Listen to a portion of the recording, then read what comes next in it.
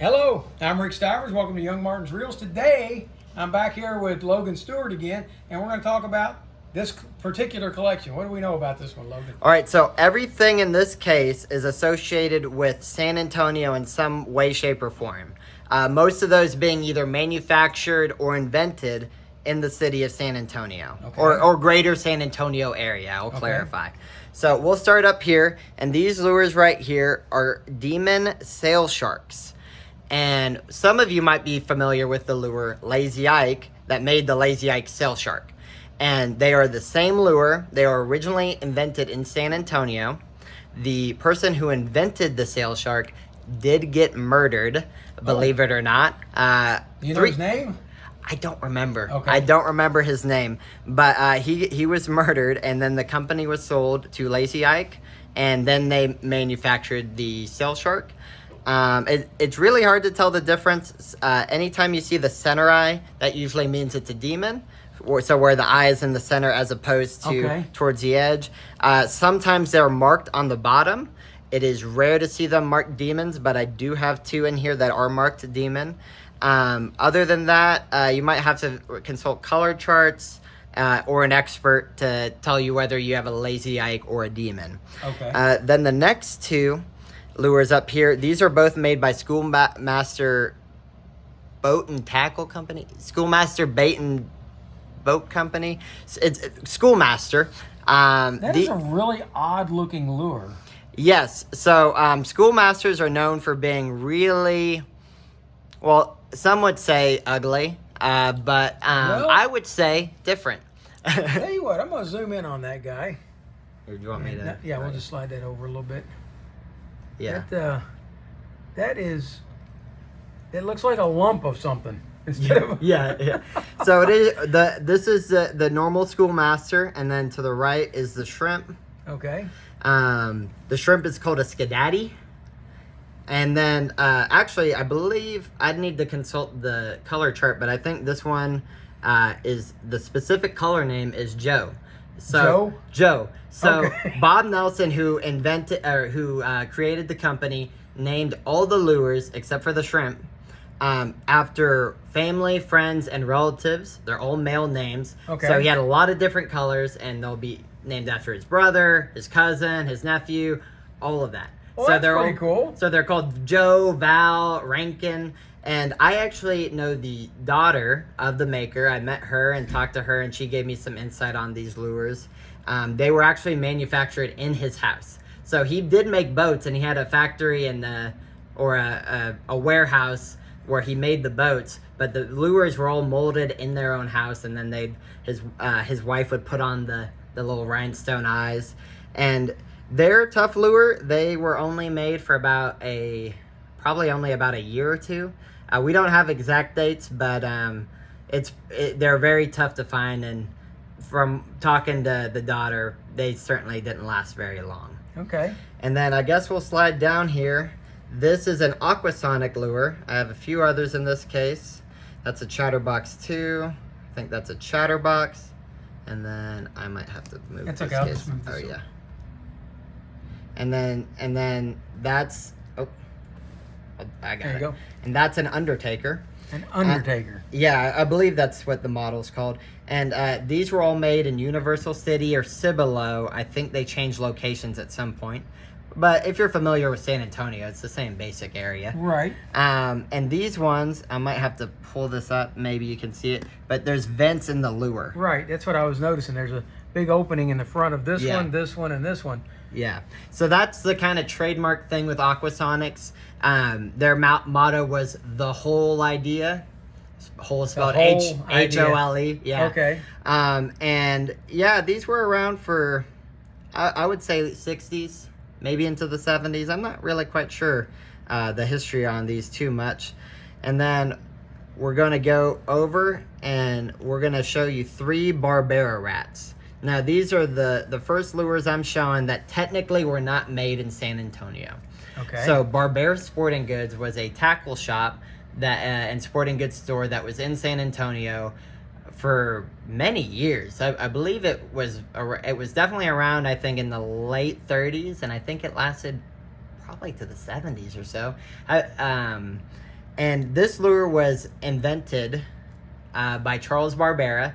He wanted a mouse with a rat tail like that. And these were one of the first bass fishing lures that were designed for bass specifically. These were made in the 40s and 50s by both Creek Chub and Shakespeare. I think Shakespeare first, and then Creek Chub bought out the lure production from Shakespeare. So they were manufactured specifically for Barbera Sporting Goods. And if you want to know whether your mouse is a Creek Chub mouse or a Shakespeare mouse, or if it's a Barbera rat, if you're trying to check if it's a specific Barbera rat, all you have to do is look at the belly. Let's see if we can pick it up in a way that you'll see it. That one's pretty faint, but you can see the marking. It'll say Barbera rat on it. Right on the bottom. On the edge belly. right there. Okay. Yeah, you might. Yeah, we're not gonna open up your case and pull nothing out, so it's fine. We could. We're not. Okay. So those are Barbera rats, and then if we go one over, we have a Pico perch. Now. Okay. Many people might be familiar with this lure. They still technically make them to this day. I saw a lot of Pico perch lures in boxes yesterday. Yeah. There's all different prices. Yeah. I saw them priced from $2 to $50. So, yeah. Well, and so the thing is with Pico perch is the original life of the lure was it was originally made by Fred Nichols, and it started as the fin perch. And this was invented in Corpus Christi, and the fin perch looks nothing like this lure. I actually do have one. I guess I'm going to shift around, see if we can't get it, just to give the full story. So that is a fin perch. That's a fin perch. And that's how the lure started. And then over time, the fins went away. And then we started to get something that looked more like that. Okay. And then we started to get something that looked more like that. And then it went to plastic. This is still Nichols. That's a Nichols piggy perch. And then one generation later, they started, the company sold and became Pico, Padre Island Company. Oh, so Pico stands for Padre Island Company. I didn't know that. And you might be thinking, well, I thought we were talking about San Antonio lures. Yeah. Well, Pico, while it was called Padre Island Company, eventually moved on. I'll focus this back on the Pico perch. That's more of like a 60s, 70s era Pico perch.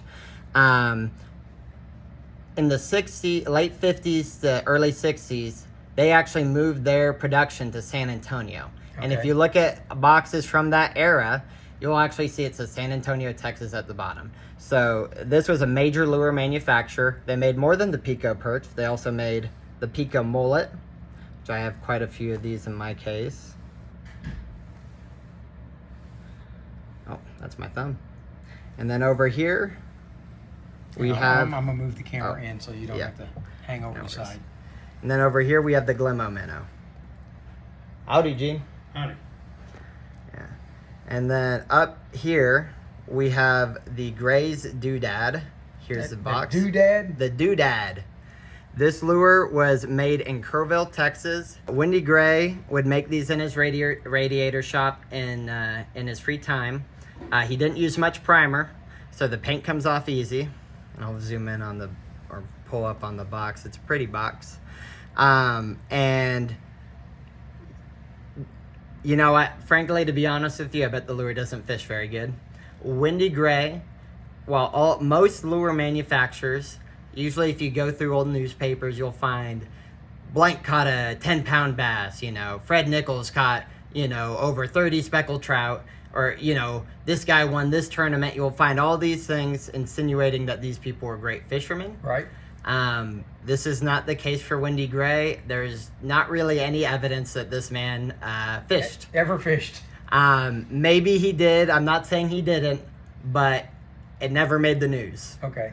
And that pretty much wraps up the San Antonio lures I have in this case. This is by no means a conclusive case. There is many manufacturers that are not in this case. From San Antonio. From San Antonio and the greater San Antonio area. I probably wouldn't even say this case consists of half of San Antonio lures. But it has some, and you know, it just shows you that there's history everywhere.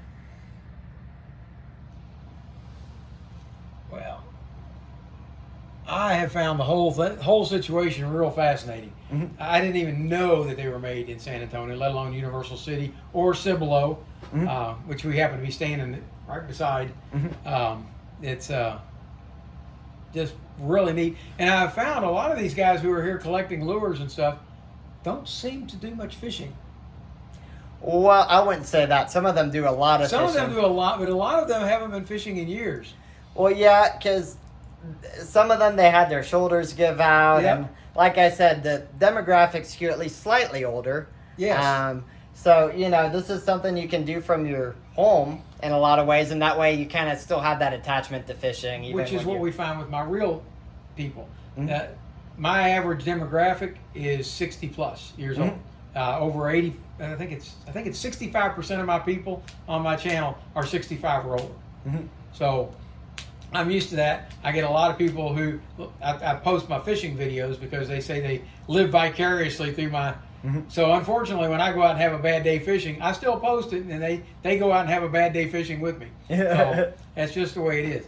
But this is fascinating. What's the next one we're going to do on the next video?